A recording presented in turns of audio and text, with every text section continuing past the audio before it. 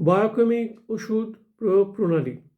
Biochemic পদ্ধতির মূল কথা হচ্ছে নির্দিষ্ট কোনো লবণের অভাব শরীরে দেখা দিলে তা বাইরে থেকে সরবরাহ করে পূরণ করা এবং এর মাধ্যমে ওই লবণের অভাব হেতু শরীরে যে সমস্যা তৈরি হয়েছিল তা সমাধান করা।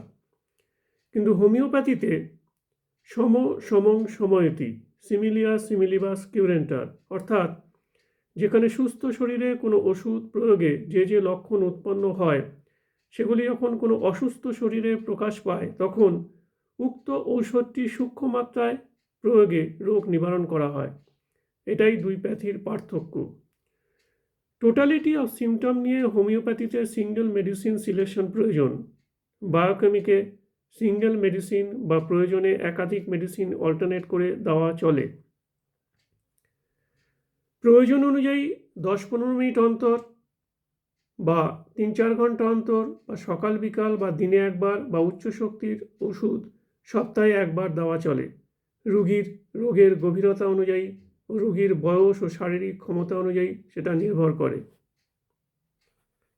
তবে ওষুধে উপকার হতে শুরু হলে সময়ের ব্যবধান বাড়িয়ে দেওয়া প্রয়োজন বা অপেক্ষা করা প্রয়োজন।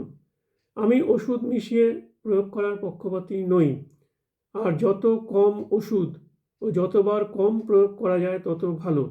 আমাদের শরীরে উন্নত প্রতিরক্ষা ব্যবস্থা থাকেই, তাই সঠিক নির্বাচিত ওষুধের সাহায্য পেলেই শরীর সুস্থ হওয়ার দিকে এগিয়ে যায়। কোনো ওষুধে কাজ হচ্ছে না মানে সিলেকশন ঠিক হয়নি। পুনরায় পর্যালোচনা করে সঠিক ওষুধ নির্বাচন করা প্রয়োজন।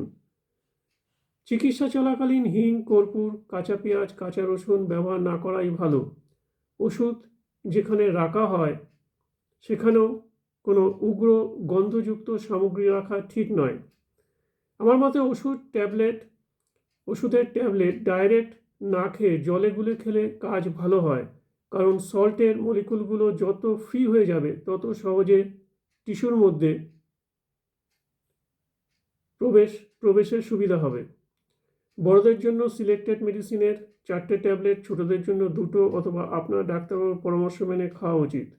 ভালো থাকুন, সুস্থ থাকুন।